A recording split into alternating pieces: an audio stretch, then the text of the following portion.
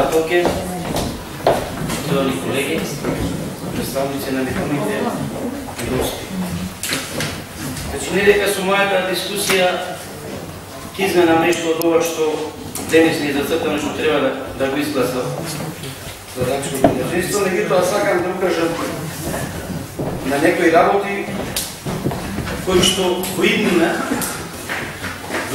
бидејќи во октомври месец ќе почнува лекцијата на новиот буџет на општина Битола, некои ставки, некои наши предлози, ако власта има слух, барем да ги вметне во наредниот буџет. Значи, при донесувањето на новиот буџет, повеќето од нас не бевме присутни, значи, кога се носеше за 2011 година.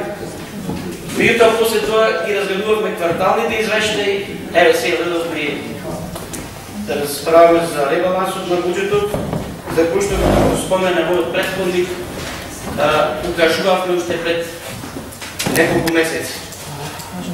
Значи, за недомакинското работење на власта, многу пати сме повторили, јас ќе го повторам истото. Значи, наместо да се занимаваме со капитални проекти, што се од интерес на сите граѓани на општина Битола, ние повторно трошиме пари за бандијава, или кон нашиот народ. Значи, пари, како што спомена нашиот претходник, за умножување, укоричување, пари за репрезентација и слично. Не едно од минатите седмици прашав и до денес не ми одговорил колку пари би коштала таа опрема за умножување и укоричување да ја купи општина Битола. Јас мислам дека многу помалку од овие средства што се напишани таму дека трошиме 10 милиони дена. Значи, наистина една сума со која што можеме да направиме безброј работи што ќе бидат од интерес за сите граѓани на општина Битола. Исто така трошоците за репрезентација. Зошто? Не стигаат трошоците околу Битфест, околу Манаки или околу што? Бидејќи немаме увид во финансиските картици, не знаеме зашто се потрошени пари. Јас ќе напоменам неколку работи за кои што се надевам дека во иднина донесувањето на новиот буџет ќе влезат во ставките при проекција. Значи, се пришат ставките во туризм. Зошто ни еден денар немаме одделено за развој на туризм? Јас, кога што се сеќавам во минатото, имаше некои ставки, имаше тука и некоја служба формирана за развој на туризмот во Битола, во последните години е скроз занемарена. Почитувани колеги, во што ние ќе добиеме прилив на средства во буџетот, ако не од посета на Битола, значи од развојот на туризмот? Тука нашиот градоначалник не е многу заинтересиран, затоа што е превентиран на изградба на објекти за кинопроекција, филмски градови и слични работи. Втора работа за која што во минатото исто така дискутирав тука на овие седмици и инветив на граѓаните на вработените во жарната, дека ќе се залагам за купување на нова опрема и целата потребна заштитна опрема што треба да ја земат пожарникарите. Со ребалансот на овој буџет повторно нема пари за пожарната. Значи, тие луѓе се оставени на милост и немилост. Или помина сезоната, па се надаваме дека ќе нема пожари и не треба ништо да им купуваме. Значи, тие се некои, така да речем, сирачина во нашата општина. И од технички средства, значи опрема, машини, камиони, цистерни, таму што треба, до најпотребната работа, значи обувки и облеки.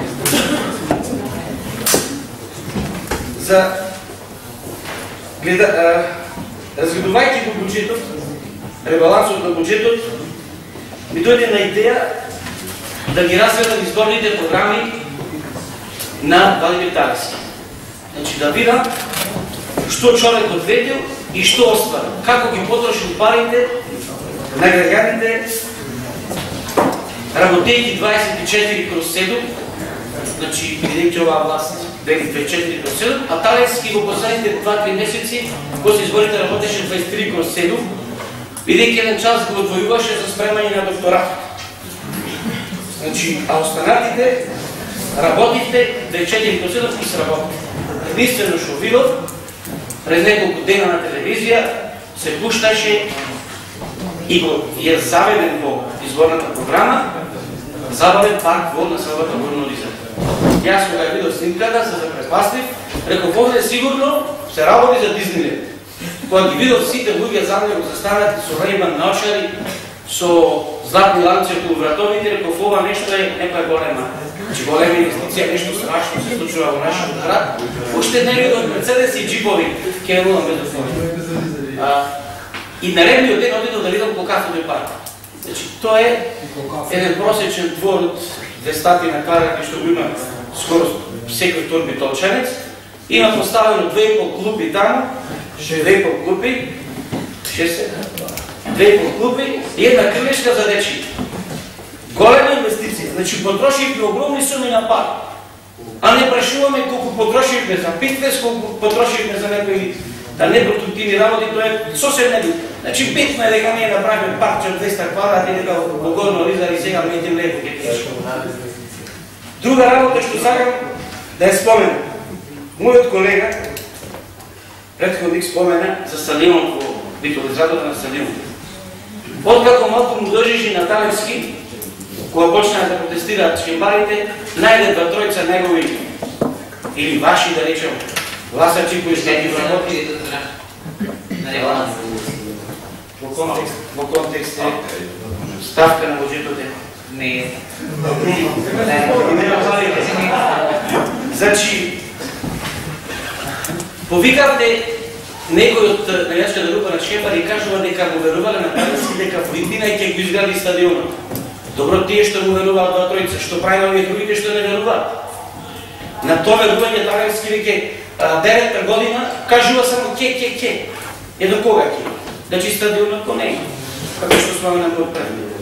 Друга работа што сакам да ја споменам е дискутира во претходните мои дискусии. Значи изградбата на пазарот.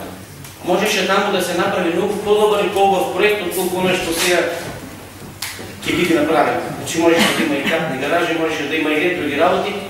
Сакам да напоменам, ако нешто правиме, дајте да го направиме на вистина, да остане. Не само да мачкаме очи, значи да им ставаме перде на очите на граѓаните, дека нешто се работи и нешто не се работи. Друга работа што не ја видов во ребалансот на буџетот. Каде се катните гаражи на Талевски? И подземните, и надземните. Значи подземните не ги гледаме, бидејќи се подземни, така? А надземните повторно граѓаните не можат да ги видат затоа што со наведната глава поминуваат улици и мислат како да поминат од први до први.